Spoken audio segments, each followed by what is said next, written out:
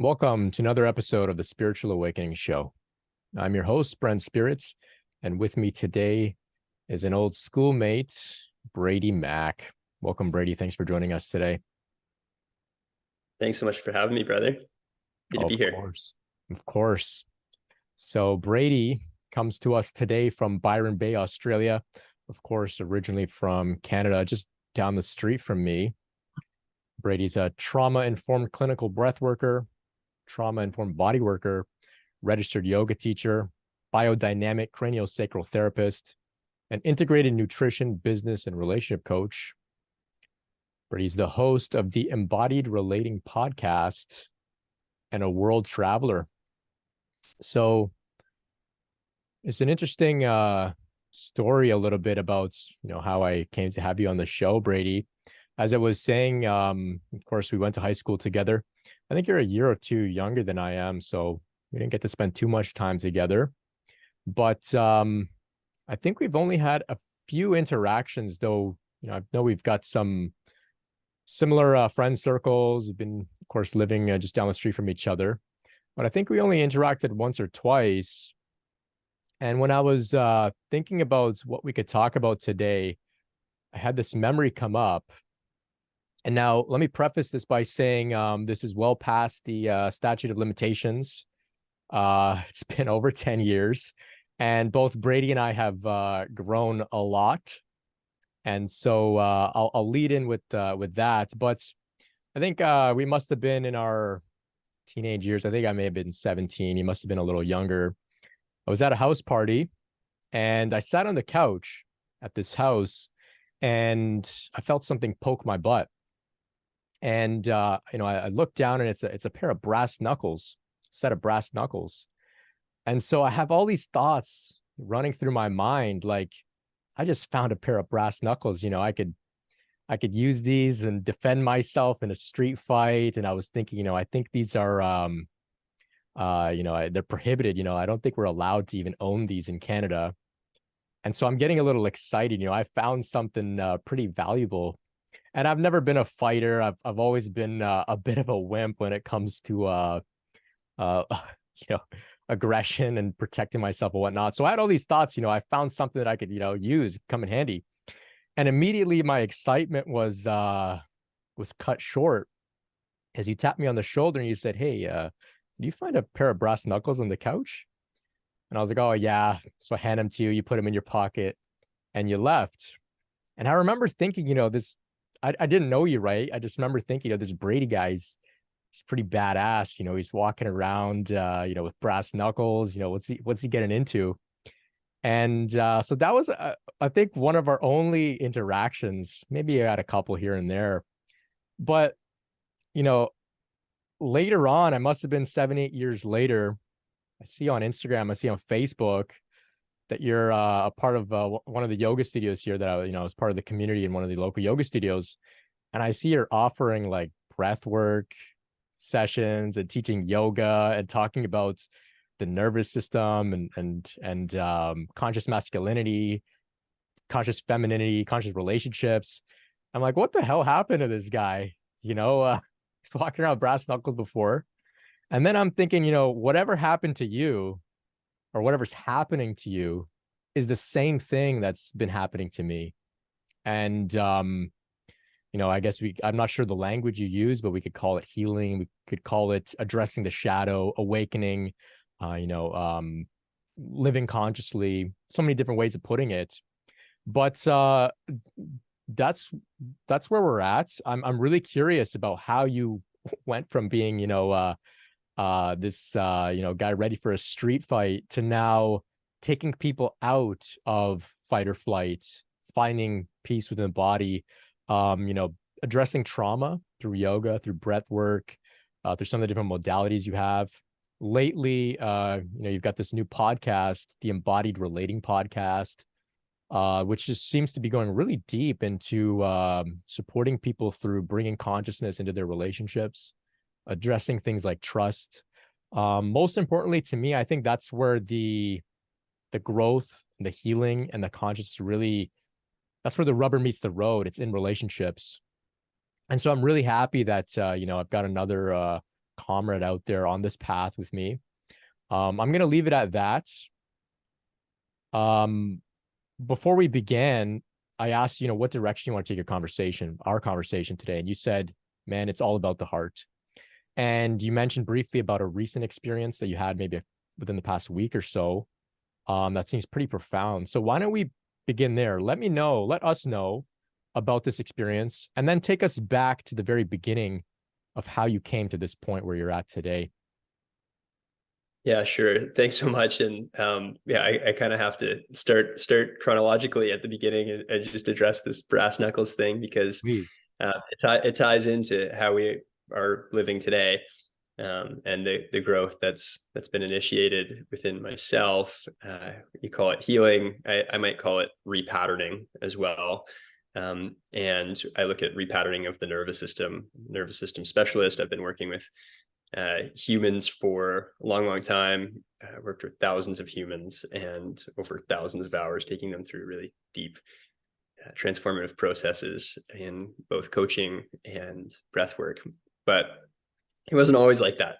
Back in the day, when I was carrying brass knuckles in high school, which, by the way, weren't the only weapons that I was carrying at that time. I had it all. I had nightsticks, I had knives, I had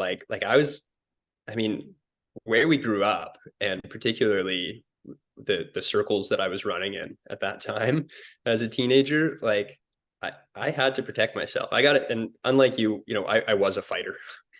I played hockey growing up, and I was only so good for so long. And then I had a season where I broke my ankle.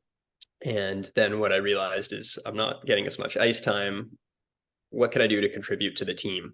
What can I do to contribute to, which was my world at that time? How can I contribute to my world? And it was in hockey, fighting. And so I would start fighting on the ice, and I'd just, try to rough people up, try to make a difference, make an impact for my team. But what happened is that ended up translating off of the ice as well.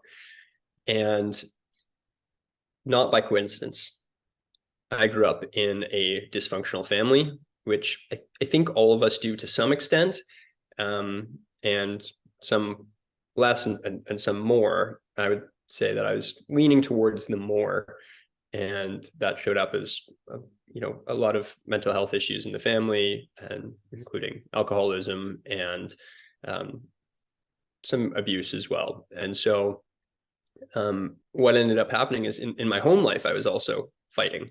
And so this was just my natural state, brass knuckles, carrying knives, being ready to show up at a house party and fight someone was just my average weekend.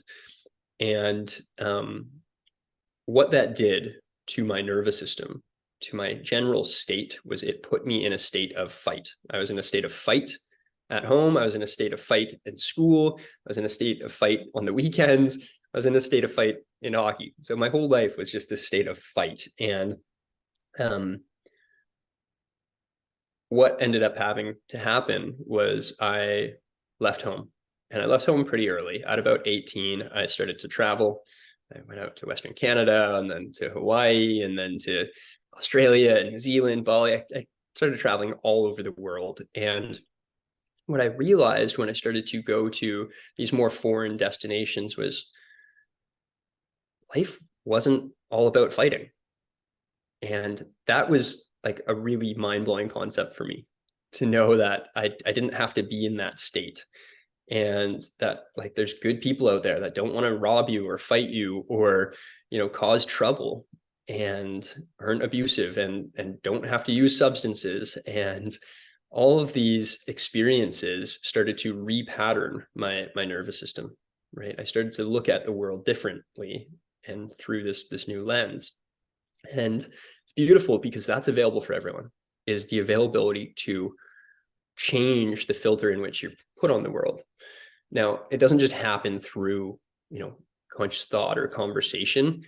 It really happens in the body. So when I say in the body, I mean through our sensory nerves. So our sensory nerves are the nerves, the part of the nervous system that is sensing the world. We're seeing, we're feeling, we're touching, we're tasting, we're understanding on a subconscious level what's happening in our environment around us. much, much more than we give credit to, right? What we see and what we believe we're seeing is really about 5% of the pie. The other 95% is our subconscious processes that we're picking up through scanning and understanding our environment. And so what happened was when I radically changed my environment, I radically changed. Now, of course, it's more than just traveling to other countries, because other countries have, trouble as well. And you can certainly get into a naughty circle wherever you go in the world. But I started to realize as I just traveled more and more, like, where do I want to be? When I get to a new city, I do the same thing today. I always go to a yoga studio. And I go to a yoga studio because it feels to me like a place of refuge. It feels to me like a place where, and I didn't know this at the time, I just thought, like, there's good people in yoga studios. And I knew that, you walk into a yoga studio, for the most part, people are like, hey, welcome. And they're just, they're very flowy, they're open, they're welcoming you in. And you're like, oh, this is great. Kind of different vibes than a gym that's like, hey bro, pump. It's like, actually there's just a more feminine, nurturing quality in yoga studios. So whenever I get to a new city, I always go to a yoga studio. But through understanding, like, oh, I'm safe here, I started to have a repatterning of my nervous system. And particularly in one experience where I was in a yoga studio and I was a pretty avid yogi. I was really getting into my practice. I was going back-to-back classes. Sometimes I go to like 3 or 4 a day. I'd spend all day at a yoga studio. And in between one class and another, some guy just came over to me and he was doing a little bit of body work on me as I was lying in Shavasana. And he had some singing bowls, and there's a beautiful yoga studio. They had a fireplace there and everything. And he was heating these singing bowls up on, like, close to the fireplace, and then he was placing them over my heart and he was playing them. My whole body was vibrating. It was a really cool, like, sound journey experience. But there was something that shifted dramatically in that moment. And all of a sudden, as he's playing this singing bowl on my heart, my whole body goes into shaking, laughing, and crying all at the same time. And I had this moment of experiencing all of these different emotions all at once. And I didn't know what it was at the time. I called it bliss. I said that was bliss. I don't know what that was, but it was bliss. And I want more of that. I want to bottle it up, and I want to share that feeling that I had with the world. I'm much more educated now, and I understand that what that was a somatic experience, meaning a rapid repatterning of the nervous system, or as some people like to refer to it, a letting go of trauma, and a processing of trauma in the body. And that often shows up as shaking or laughing or crying. If you've ever been in one of those experiences where, like, you can't stop laughing, have you ever experienced that? Oh, yeah, for sure. That's a somatic experience. There's something that your body is actually processing. Or when you're crying kind of uncontrollably, it's really good for you, right? It's your body's natural way of processing. And so I had one of these experiences, and I was like young and uneducated at the time. And I thought, this is amazing. I was like, more of that, please. So I became a yoga teacher. I ended up starting a podcast called the Blissful Movements Podcast, where the whole thing was about finding more of those feelings, finding more ways to experience bliss, and then bring it into the world. So I interviewed thought leaders and experts from all around the world on ways to experience more bliss. And I continued my yoga practice, and I got into a obsession with trauma work, because I started to realize that's what that was. That was the experience of understanding I'm in another country, I'm in a yoga studio, I'm safe, and I can let go of that constant state of fight that I used to carry. And I wanted to give that to the world. And I understood quite a bit about trauma. I started studying trauma pretty religiously. And then I started to study more specifically the breath. And this had ties in both the yoga work that I was doing, but also the trauma work. And what ended up happening is I ended up studying with a great yogi who is also a devoted neuroscientist. And what was really special about that was there was the yogi aspect, but there was also, you know, the neurochemistry, and how can we use this in a clinical setting to actually give people that same or similar experience that I had of fully somatically processing that experience of trauma, or of a fight or a flight state. So I went into that. I started a clinic back in Canada, tried it in Toronto, didn't really work, went to Vancouver and built a clinic there, and that's still running today. And now I've moved to other places in the world, currently in Australia, in Byron Bay, and we're hoping to offer another training for clinical breathwork pretty soon here. And most of what I do today is actually relationship coaching. So what I've realized is all of this is all about how we relate to the world, to each other, and to ourselves. And in those moments, in between stimulus and response, is the answer to everything in life, because it's relationship. So when traumatic events happen, it's not the traumatic event itself, it's our response to the traumatic event. And more specifically, our breath. And I'll give you an example of that. So a loud noise happens out there. I've got a big yard here with like tons of animals. I've got like kangaroos and wallabies and snakes, and like it's amazing here in Australia. And if all of a sudden there's a big snake in the window, you know, my reaction could be two different ways. It could be like this, you know, big, expansive breath, full upregulation. And I might then hold my breath at the top. So I'm holding on to that high stress state. My response also could be this. So loud noise or a snake out the window.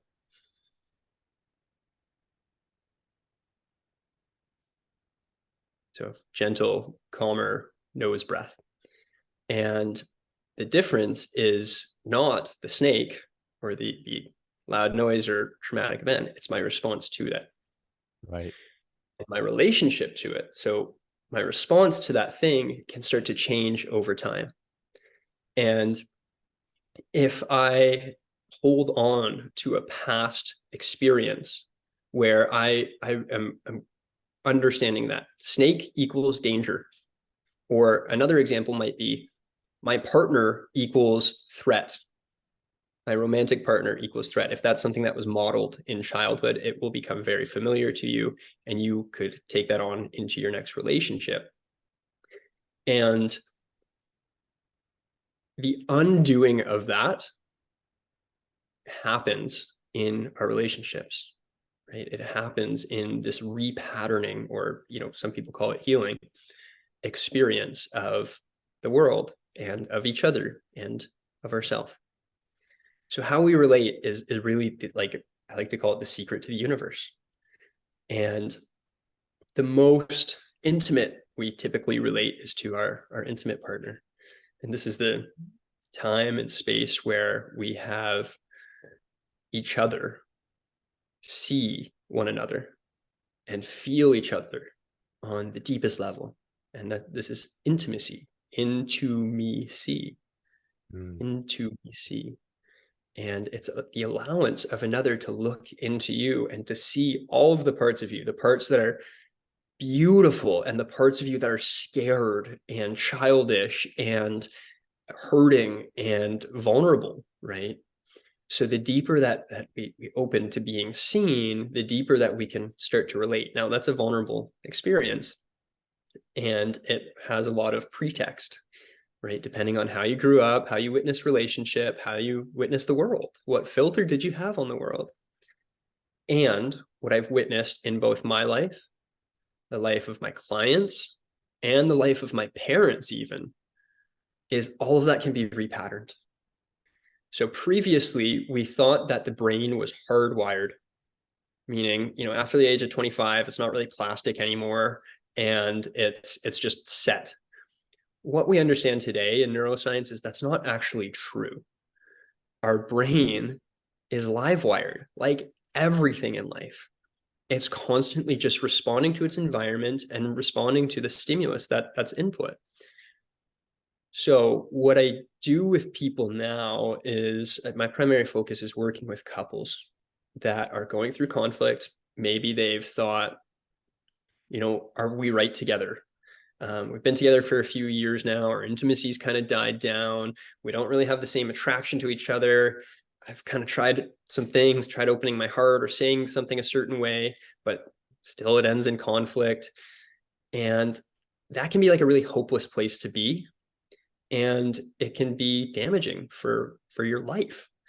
And, I witnessed that in my parents growing up. I've also been doing family therapy with my parents. So I witnessed my parents in a marriage, but not be on each other's team for about 30 years. Mm. And that's a long time to be with someone who's actually working against you. In the past few years, my family and I have been working together in family therapy. And that was a big journey in itself, like going backwards, or what it felt like going backwards to be with my family and support them through this process as well. And what I've seen is more of these blissful moments for myself of watching my parents in a container, right, in the therapy setting, where there's a third party there and there's someone giving perspective and there's someone reflecting back what it is that they're actually trying to say. We start to remove all of the shit that's piled on top, and underneath it, there's just love. There's just love and a yearning for connection. And now my parents are in the greatest marriage, that the greatest point in their marriage that they've ever been. They're like on each other's team. It's like they're just doing everything together. It's amazing. They retired and moved to Vancouver Island, and they're doing incredible. And I think part of that really gave me this motivation to create these containers for other couples as well, and for myself. So I'm in the most amazing relationship, and we are engaged, and we have a dream life, honestly, and we have each other, and we're on each other's team so deeply. And I can share an experience that you kind of spoke about at the beginning there, or referred to, that we were talking about just this past weekend. We had a challenging time. So, once you heal or repattern all of these things and change the filter, doesn't mean that life is like easy. It just means it's easier, or rather you become better at meeting it. Mm. And so, yeah, we have this dream life and still have challenge. This past weekend, we had a experience. We're like, all right, let's go to the beach. Saturdays, we like to go down to the beach. We kind of live in this beautiful big jungle home here. And so we kind of go down the hill into beachland, and it's amazing. And I grab my surfboard. We pack up all the towels, some snacks, everything. We're ready to go. We're driving.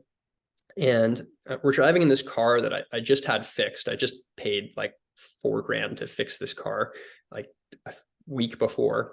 And then we're driving along, and then the car breaks down again, the transmission. I'm like, this thing is toast. This is horrible, just fix this car. Like, it's painful. But I'm like, you know what? Maybe this car was cursed from the start.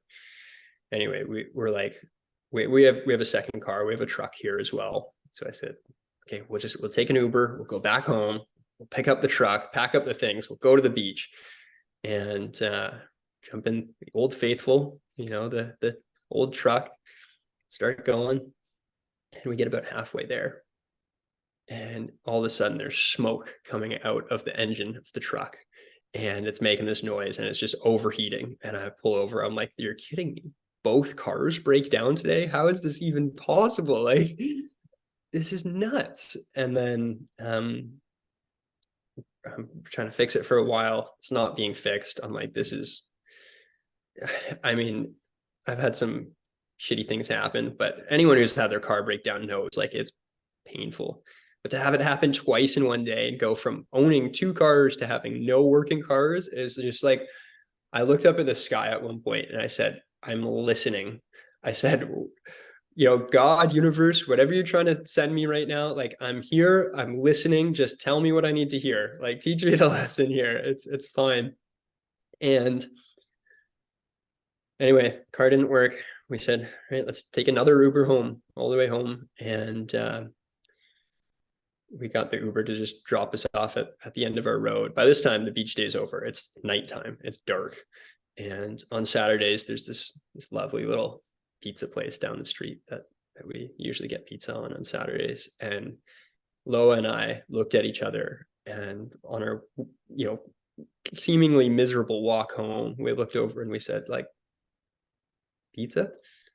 And we said, yeah. And the way that this place is set up, it's like a wood burning fire pizza, and they've got fire out around the yard. It's like really beautiful at night. They give you blankets and stuff. So we're sitting around this fire, eating this pizza, feeling like we've just lost everything almost. And we're just looking at each other, and we're looking up at the stars, and we're in like tears of gratitude. We're like, thank God we're healthy.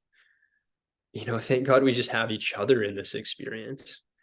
And like, fuck it, we'll pay a few $1,000s and get another car. Like, we'll go through many cars in this lifetime, but we have the ability to tap into something deeper and more profound, which is the heart. And the heart truly wants to express itself outward and connect to another. That's all it's always looking for. And in that moment, when you're really truly connected, nothing else matters. I'm like, to have this experience with my partner, looking up at the stars, and just like to get to that moment of gratitude, I would pay the $15,000 or whatever it costs for those cars, because in this moment of such rich love and such deep heartfelt connection and health, I'm like, nothing else matters. Nothing else matters. And I wouldn't have had that experience if we just got to the beach. It would have just been another beach day, which is great, but it wouldn't have been as profound. And what's important in this is to be able to get to that place of deep intimacy and connection. There's a lot of repatterning that needs to happen to get to the place of like, I'm for those who are just listening, I'm just opening my shirt here. It's like opening the heart, opening the chest, and just saying like, here I am. Here's me in my most raw, vulnerable, like naked self. And there's so much beauty in that. So that's what I teach. That's what I teach other humans to do without having their cars break down, but rather in a container where they can bring themselves back to this state of what I like to call embodied love, where it's not just, you think about the word love, but you feel it in your body. You can feel that heart opening. And the greatest thing in the world is to feel that with someone else, with your partner. So that's the containers that I create currently. Wow, Brady, incredible journey, incredible storytelling.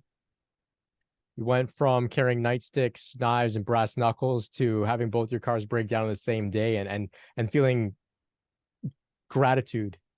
That it's just a car. I like how you said, we'll go through many cars in this lifetime.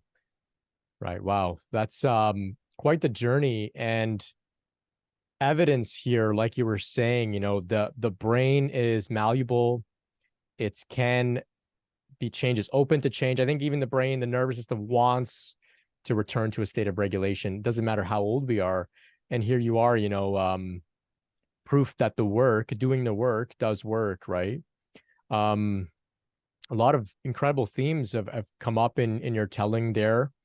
We can go down many different avenues. So thinking about our listeners who maybe are, you've sparked their interest now in this idea of repatterning, of healing.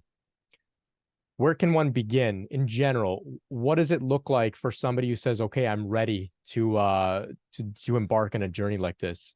There's so many modalities that we're bombarded with. There's so many books, so many different terms and concepts and it can be really overwhelming. It can be expensive as well. People may say, I want to enroll in a program, or I want to get a course or a book or a training, and I don't know what to do. What can you say? I know you've explored a lot. You've worked with a lot of different people. What can you say to somebody who just wants to make some real change without going on a whole, worldwide goose chase?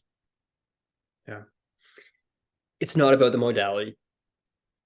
Many different roads to the same destination. And it's about connection and support. So like, there's so many things that you could do. It's not even about what you do. It's about how and why you do it and who you do it with. So find someone, and not like many people. It can be tempting to like do this course and then that course and then this journey and then this practitioner and then this 6 weeks, and like find one person that can teach you, or that can just simply support you. We don't need to do all of the flashy fireworks stuff. We just need to have a clear level of support from one or two people. One person is fine. And most people have, hopefully, at least one person in their life, even if it's their mom or dad that supports them, that they feel like they can call. If they don't have that one person, find that one person.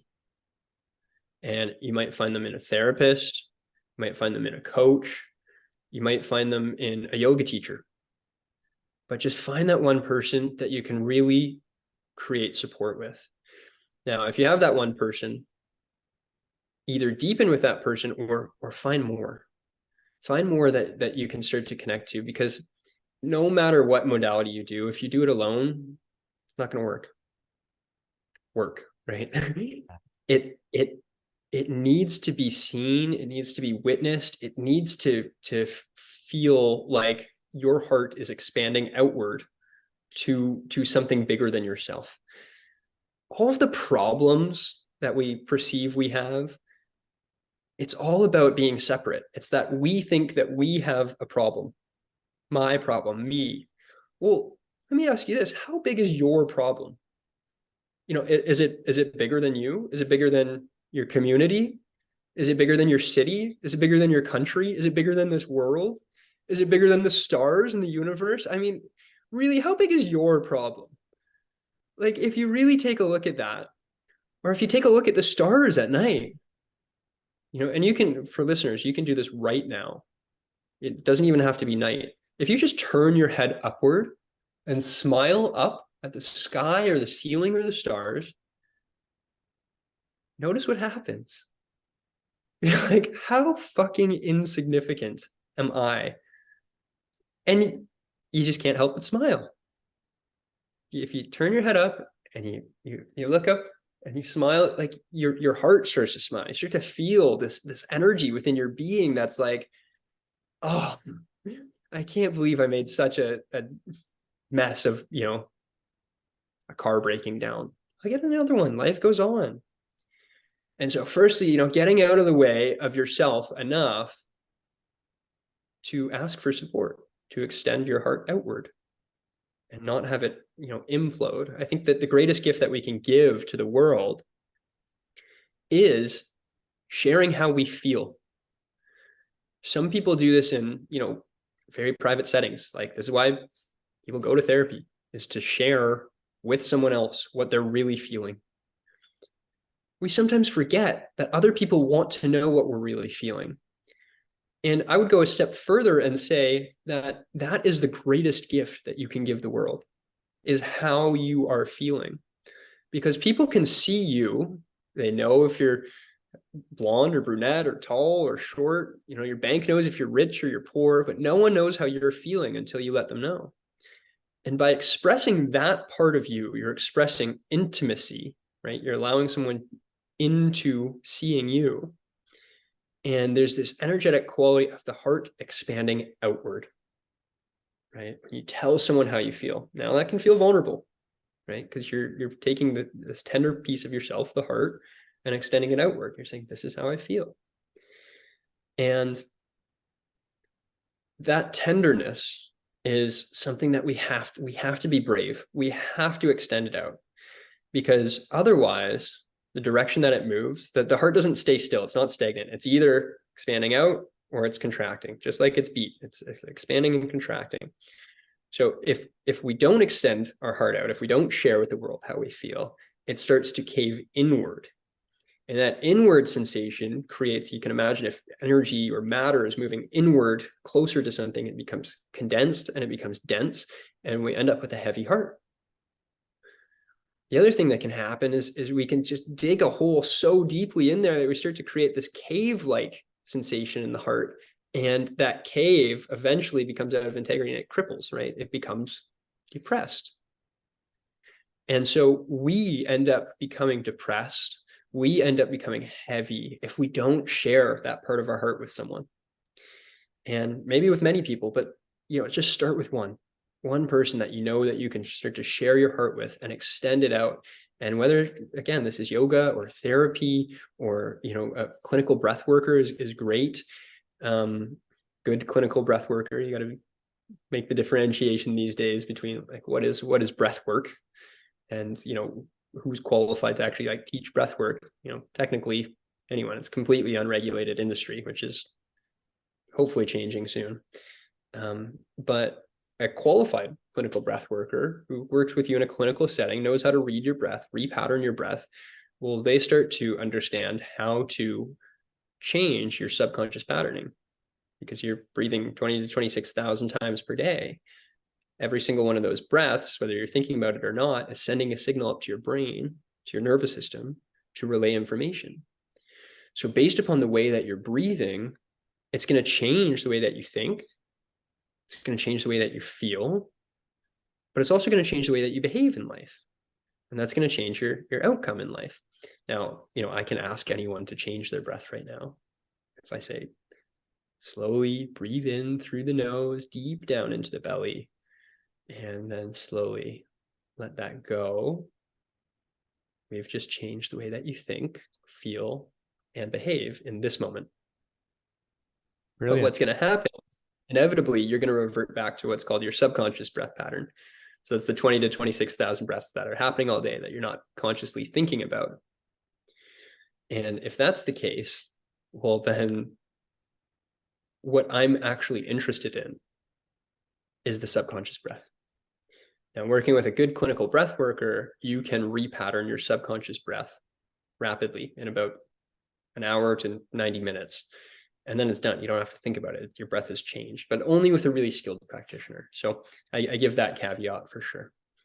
And this is, some of what we look at in like a good program, in a good container, is like not just what's happening at the surface, what's underneath it, what's the subconscious patterning doing that's really running the show, and how can we just expose more of that, which is vulnerable because you don't even see it yourself. And if you don't see it yourself, it's going to be harder for the world to see it. But the more that we expose that, the more the world sees it, the more we create intimacy and connection in our life.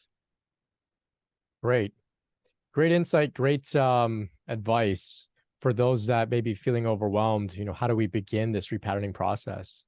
You simplified it quite well.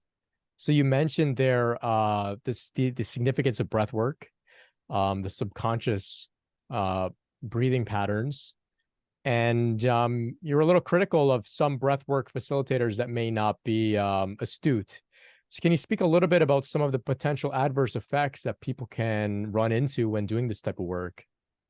Yeah, totally. Like I said, it's completely unregulated industry. So most of the time, people don't actually know what they're teaching. And what I've witnessed in a lot of breath workers, especially people who are newer to breath work or have kind of caught the trend of breath work that's currently emerged, is they become cookie cutter. And what I mean by that is they maybe teach like one style of breath work. But the truth is our breath is dynamic because life is dynamic. And ultimately, what we would like to be doing is meeting life, right? If life shows up in a certain way, how can I change my state to meet that? An example of that might be if I'm, reading a book, I don't want to be mouth breathing heavily. It's a total mismatch. Likewise, if I'm, say, wrestling a kangaroo, which I do every morning here, I wouldn't want to be gently nose breathing, right? I like, if I'm fighting, or maybe in Canada, a bear, if I'm fighting for my life, like I don't want to be calmly breathing through my nose. I actually want to meet that with like a full like fight or flight response, right? And so what happens, or what tends to happen a lot in the world of breath work, and even I would go as far to say trauma work, and even into the coaching industry, is people find a trend and then they jump on it, and it literally becomes like an Instagram trend, and they'll put something in their bio like trauma informed, when really they don't understand trauma in an embodied sense. If we understand trauma, it's got to be in the body. And so what ends up happening is they end up teaching a technique without the movement.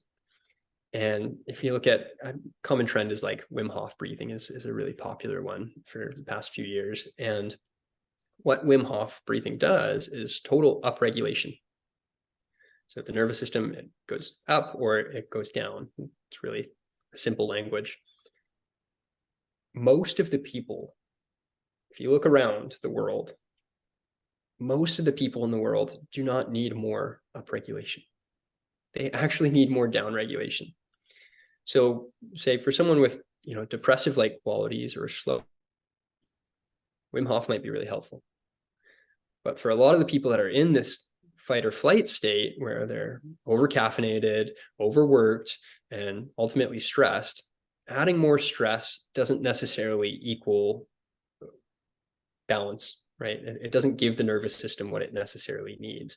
Oftentimes, those people would probably need something very different. They could start with, stability, like box breathing, or they could start with, maybe even like a sleep yoga or yoga nidra like practice, non-sleep deep rest, NSDR.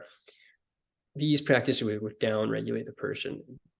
But someone who's geared towards like getting more shit done, who has an overactive nervous system already, is probably not going to be geared towards the rest. So it's a confusing industry. And the other thing that happens is, if you're starting to do something like a conscious connected breathwork practice, where you're breathing through the mouth, you're connecting the breath, you're really looping it up and starting to activate alternative states of consciousness, oftentimes what happens in that is we are reigniting someone's past lived experience or traumatic event. And if someone is not safely guided out of that breathwork journey, well, they can actually become re-traumatized from that event, because their body doesn't know the difference between the event that actually happened in the past and the same signature in the breath pattern that we're igniting in them in the current breath journey.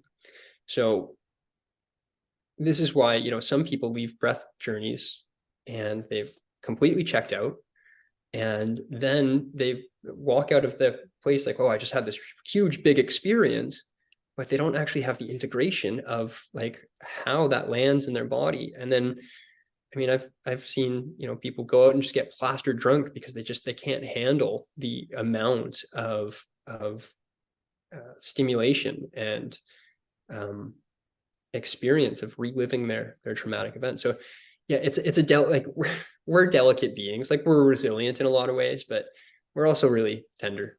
And I think that just acknowledging that, and then having an awareness of how your own system works and how others, we're all walking around with a tender heart, including, our partners and our parents and our brothers and sisters and our friends. Like, we all have a tender heart, and most of our subconscious processes are attempting to protect that tenderness.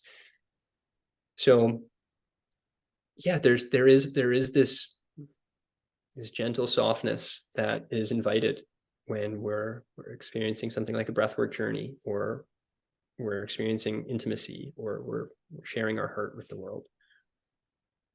Right. Yeah, you and I are of the same line of thinking there. I often work with supporting people who attended a yoga class, a breathwork class, a sort of plant medicine ceremony, and were not supported enough through the things that began to come out and to come up. And they feel betrayed, let down, abandoned, scammed even, because like you said, we're delicate, and the things that we're exploring here, I don't think that they can really be covered in depth in like a brief course, or even a yoga teacher training, for example. And so it does require lived experience on the part of the practitioner to understand the full spectrum, like you're saying, the before, during, and after. It's very important to also be able to support people after things come up, right? So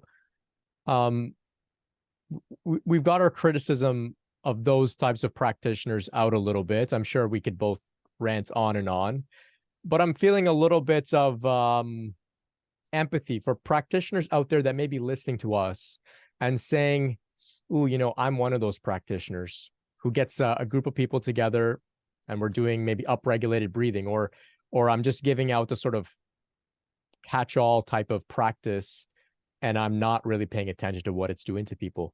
How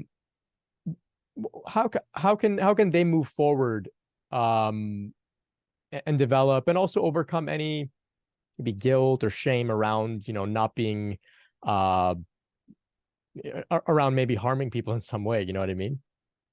Yeah, thanks.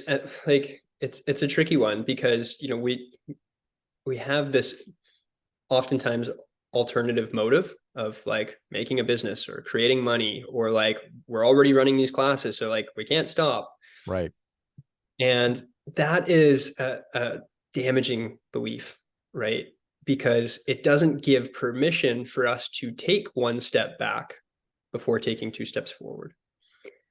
So, calling people forward into integrity, and I've been there as well. I've run many businesses and had opportunities come up, and probably held space in, I mean, it's rare. I can think of one occasion where there was probably too many people in the breathwork circle that I held. And other than that, but humbly, like, learning that lesson and taking the step back into, one, understanding yourself and like the potency of the practice, and then two, like considering how can I find a way to like step more into integrity? How can I become more whole, more aware, more well practiced in this domain? How can I find a good teacher that will guide me and I can trust and actually continue to listen to? And it's just being aware of like, what is it that I'm actually serving? Because oftentimes we think about like plant medicine. I've seen this so many times where people have had this crazy big experience with plant medicine, and that they've come to me for something like integration sessions, either in coaching or in breathwork. And my experience in listening to them is it's just way too much. It's way too much for them all at once. And maybe they're having trouble in their relationship or in their career or in some aspect of their life, or they're going through, a mental health issue, or something's coming up and they think, oh, I'll take this plant medicine and that'll fix it. Right. I've heard about these other people having these big experiences and life-changing, and it's great if you get that. But the truth is, if you're experiencing instability in your life, a plant medicine journey is not going to bring more stability. It's going to bring more instability and perspective. So the perspective piece, really great. Something like a plant medicine journey or a breathwork journey oftentimes brings a lot of perspective, because we're changing our brain state. So we're looking at ourselves and the world and each other from a different view. But if stability in your life is what you're really craving, which most people that I talk to, and I get really clear with them, I check in with, what's your intention? It's actually like, I want to feel calm. I want to feel safe. I want to feel grounded. I want to feel like, I've had people say, I want to feel oatmeal or vanilla, like they're just so badly craving these moments of normalcy. And, when things are going steady and you have stability in your nervous system and in your life, then it's really, maybe time to bring in some perspective. But for most people, if there's instability in your life, what I'd recommend is actually bringing in more stability. And that might look like a really gentle box breathing breathwork practice, just to build stability in the system. And you don't need to go on this big DMT trip where you're blowing your mind and creating more instability. And so when we think about those moments of stability, it doesn't sound super sexy, but in the moments where everything's gone wrong, you so badly crave just a moment of normalcy. And we experience this when someone passes away as well. It's not like, oh, I remember that time that we went to the beach and saw the fireworks. It's like, I just wish that they would walk through that door again and like laugh in that silly way that they always used to laugh, or say that silly thing that they always used to say. It's like those moments of normalcy have the potential for these big blissful experiences if we get really present to them. And so, at this moment right now, if someone's listening into this, this could be the most blissful moment of your entire life. You can allow for that to happen if you're feeling stable. I like to think of the heart as like sitting at the top of on top of something, and the lower three chakras supporting the heart. And if there's instability down low and say your root, you don't feel rooted and grounded, and you're one of these people that have like a big heart, well, that big heart's it's gonna feel loose and unstable, and it's probably gonna topple over quite a bit. So just building up the stability in your root, in your pleasure, in your power, and then having your heart just expand out is so magical. And that can happen for you right now, right? If you feel your feet and you feel your body and the sensations that aren't painful in your body, the also maybe you've experienced pain, but you also experience the sensations of pleasure, whether that's, just the grass on your feet, or it's the smile on your face, or the breath in your nose. You feel the pleasure in your body. And then you feel like your heart, chest expanding outwards, and you feel strong and you feel powerful. And then you feel into the heart space, and you can feel it just expanding outward and outward and outward and outward and outward. It's like this, like nothing's changed. We're in the same moment. You're listening to the same podcast, but everything has changed, right? Your world and the filter, the way that you see the world has started to change. And so I like to come back to this concept of integrity, which means wholeness, which means you're not unstable somewhere. You have stability in, if you think of a table, all four legs are there and they're stable.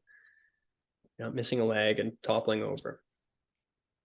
And so when we come back to integrity in our work or in our relationships, it calls for us sometimes to, take the step back and know that like there's something more for us here, that we can have a more full practice. And that's going to look different for different people. So I know I kind of went a little existential there, but the essence is, for those practitioners out there, come find integrity in your practice, because the truth is you're going to have to go back anyway. And I've had this before in relationships, and I'm like, oh, like the best thing ever. I thought I found the top. And what I realized is like, actually, like I had a bunch of family issues back with my mom and dad that hadn't been sorted out. And I think, oh no, I could just, I'll just skip that. I just, make my own family.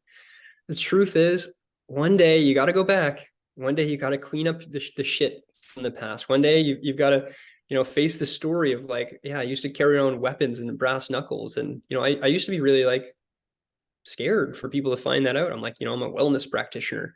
And what if someone finds out this part of me where I used to fight, and, I had experiences where I ended up in like the drunk tank, like I got arrested, and all of these things. And eventually, through sharing more of myself, through sharing more of my heart, and these, tender parts of myself that I was kind of embarrassed about, I had reflected back to me that actually that's beautiful, that you had all of those experiences, you grew up in the way that you did, and got to where you are now. So that past story actually just became integrated into my being. And now it's a beautiful part of me. It's like, it's part of what makes me who I am today. And all of that past, whether it's brass knuckles and fighting, or if it's some other traumatic event, all of those events can be the greatest gift to make you who you are today. So I love the competitive edge that I still carry. I love that I'm not afraid to fight, and now I fight in a very different way, not with my fists, but I fight with my heart. And I fight for love, and I fight for freedom, and I love it. And I never would have had that if I didn't grow up in this experience of, fighting in hockey and in home and in the streets. So all of those stories, all of those parts can be integrated. But if they're exiled, if they're separate from you, well, they're just pecking away at you, and it's probably happening subconsciously in some way. So just being integrative with those different parts of yourself.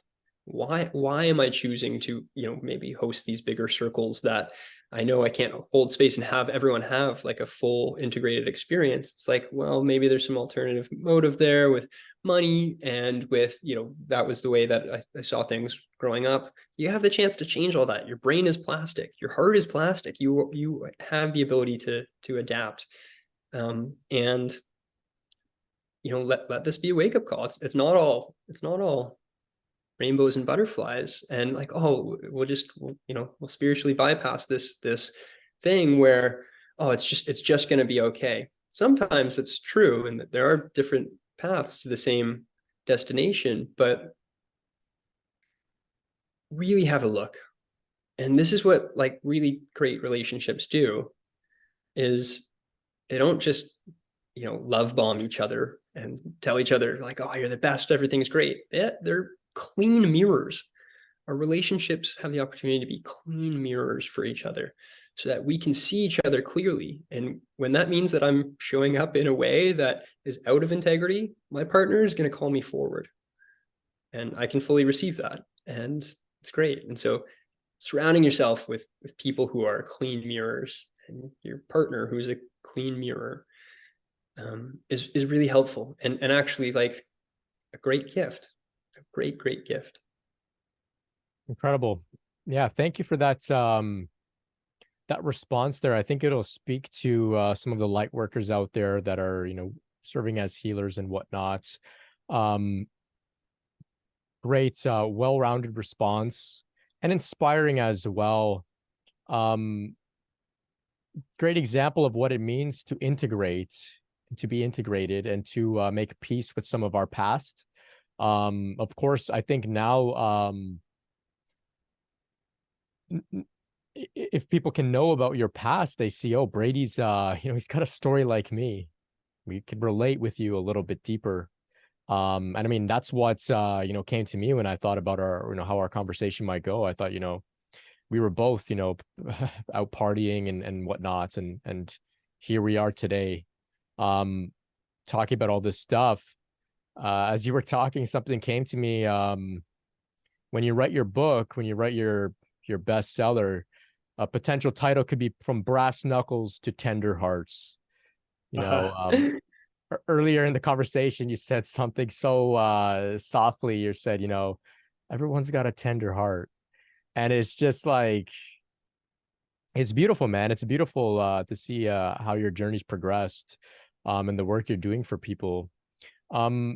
So throughout our conversation, you've spoken really well, expressed yourself really clearly. I'm sure many are inspired and intrigued by some of the ideas you've tossed out there. I think one thing that I can really appreciate from the way that you spoke is that you haven't gone woo-woo you haven't, you mentioned chakras in a very safe, grounded way. You haven't gone and talked too much about spirit and spirituality. But of course, I know that it's there in you somewhere in your work. I think you're very tactful in the way that you express yourself, because it can appeal to anybody who maybe isn't interested in some of the more hippie, far out stuff that can be pretty obnoxious at times. But talk to us a little bit, because of course this is the Spiritual Awakening show.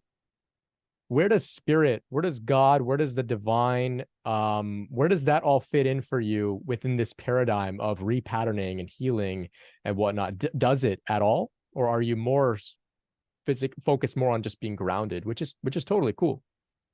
Yeah, thank you. I really like the Native Canadian traditional way of the 4 directions. And so the belief there is that there are multiple parts of self. There's the physical self, the mental self, the emotional self, and the spiritual self.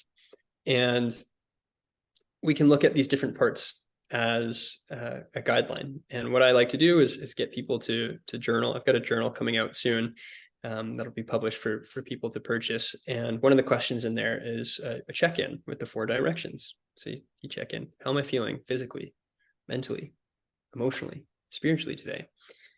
I pray every day, and I pray to different deities, and I have roots in Catholic Church. I said the other day when the car broke down in the truck and it was overheating, I said, if it turns back on, I'll go to church tomorrow, I promise. And I was praying to Jesus in that case. And it turned back on, and I actually went to an online church the next day because it was Sunday. But I also, pray with mantra and work with Ganesha and many of the Hindu gods and goddesses. So spirituality is a big part of my life. And I don't pray to one god. I pray to different gods that I think represent a specific part of ourself, right? If you read things like the Bhagavad Gita, you realize that this great big war that's happening in this Indian ancient text is actually an internal war, right? Consciousness is our availability to the gods, to the heavens. And all of these gods or goddesses represent different things that we can stand for. And so without going too deeply into that, I actually tend to not teach spirituality. I teach a lot of other things, but the way that I typically teach is in the body first, so similar to the medicine wheel, in the 4 directions, the body, and then from the body, things like breathwork, things like embodiment experiences, like I teach in my containers.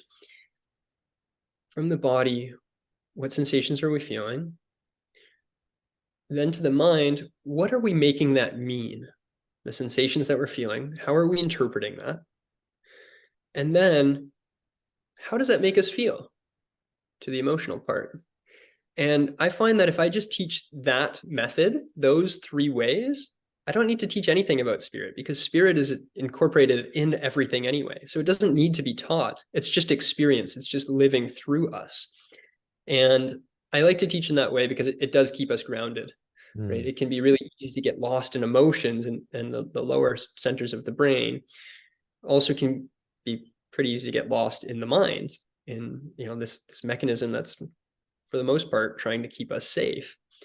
In the body, I think that we can experience truth, and emotions and thoughts can be very, very deceiving, but sensations are pretty true. Now we have to be aware of what sensations are we actually listening to, because sometimes I listen to sensations that say, I want a cookie, and then I want another cookie, and then I want another cookie. And that sensation is the sensation of my taste buds, right? Now, another sensation, because we experience multiple sensations at once, another sensation that I might experience is my belly in that same experience. And my belly doesn't want another cookie. So I have to listen to what sensation am I actually listening to, and what is more true for the deepest part of me? What is more true for the deepest part of me? Now, my experience is my gut is wiser than my taste buds. It's a deeper part and truer part of me. And so, when I think about my diet, I often ask my gut, and I listen to my gut and the sensations that it's sending me. So without going into thought or emotion or spirit, just the pure sensations. How does it actually feel in terms of sensations? We can go deeper and deeper into different parts of ourselves. One really deep place that I think is one of the deepest, if not the deepest place that we can go within ourselves, is our heart. And so when you ask yourself, what is my heart's truth? And then listen truly to the heart, you'll know that you're listening to what I like to call absolute truth. And it's not absolute truth for everyone, but it's absolute truth for you. And the interesting thing is 2 different truths can be present at the same time. My truth might be very different than your truth, and that's okay. The work for me, again, this comes back to you can practice any modality. The work is still, what is my heart's truth?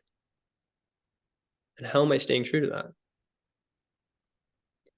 And how am I really listening to that? How am I making choices from here? And in my life, I have never, ever, ever made a choice from here that was wrong, which is pretty foolproof, right? Like it's a pretty trustworthy compass if I think about that.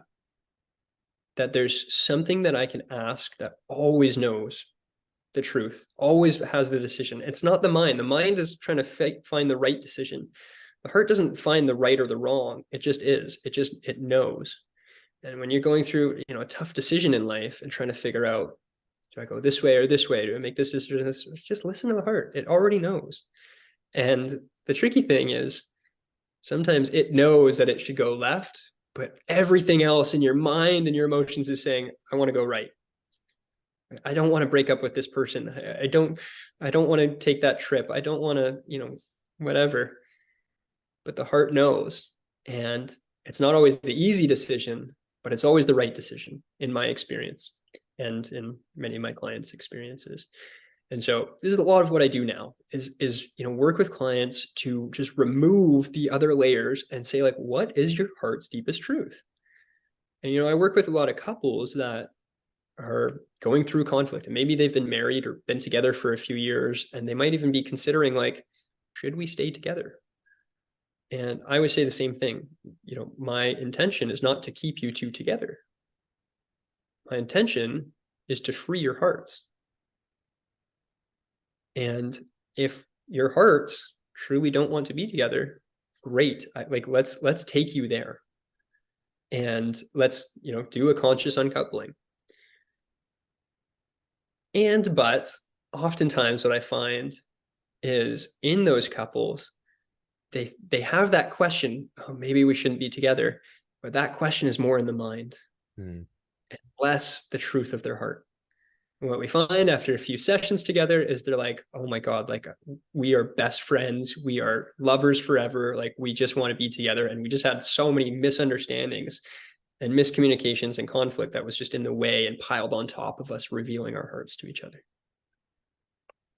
Beautiful. So on that note, talk to us a little bit about what work you've got going on. I know that you recently launched a program specifically supporting couples through challenges, through deepening. Tell us a little bit about that. Tell us a little bit about where people can follow you, tune into your podcast. Of course, everything will be in the description, but let's hear it from you. Yeah, for sure. So I work one-on-one with people or two-on-one. So you can book in with me to work one-on-one if you want to discover the deeper layers of your own heart and how you relate to others, how you relate to the world, and how you relate to yourself. But then I've just launched this program, Embodied Relationship Counsel, where I work with couples, and it's two-on-one, but it's also one-on-one, meaning I work with you and your partner, and rather I work with just you and myself. So it's a little bit of both. So sometimes in the containers where it's 3 of us, there's some things that people just don't know quite how to share with their partner present, or maybe they just haven't found the words for it, or they just don't understand themselves well enough. So I also always make sure that I work one-on-one with people to get clear on their heart before coming back into the group container. You can find me on socials, brady.mac, on pretty much everything. I'm most active on Instagram. And I do have a podcast. Yeah, it's called Embodied Relating with Brady Mac, available on YouTube or anywhere that you find podcasts. Great. So all of the links to Brady's work will be in the description. Brady, thanks so much. It's really been a pleasure to catch up with you, to learn a little bit about, what happened to you since those days way back. It's great to see what you're doing. I'm really happy to have connected. A lot of gems were shared today. Thank you for that. I'm gonna have to listen back and reflect a little bit on the things that you've shared. Very inspiring stuff. Really, really. I think we're gonna have another conversation at some point in the future to see how things have progressed for you. And so I see that you're lagging a little bit, so we'll wrap it there. Thank you, everybody, for tuning in, spending some time with Brady and I. Really appreciate our audience as well. And Brady, thank you once again. We'll be in touch, okay? Brent, thank you so much, brother. Thanks for providing the platform and being such a great host. Oh, Good to it's my connect. pleasure. My pleasure. All right. Thank you. Take care. Much love and peace.